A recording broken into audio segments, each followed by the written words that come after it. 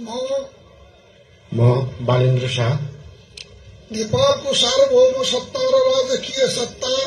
नेपालको सार्वभौम सत्ता र राजकीय सत्ता नेपाली जनतामा निहित रहेको नेपाली जनतामा निहित रहेको नेपालको संविधानप्रति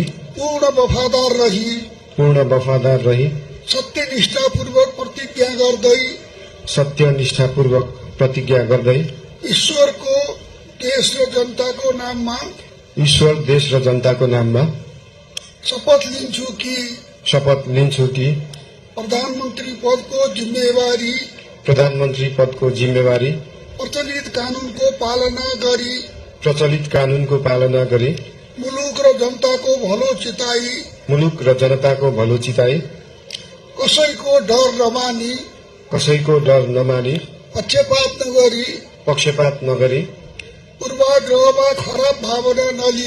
पूर्वाग्रह वा खराब भावना नलिई ईमानदारीका साथ गर्नेछु र आफ्नो कर्तव्य पालनको सिलसिलामा आफूलाई जानकारीमा आएको कुरा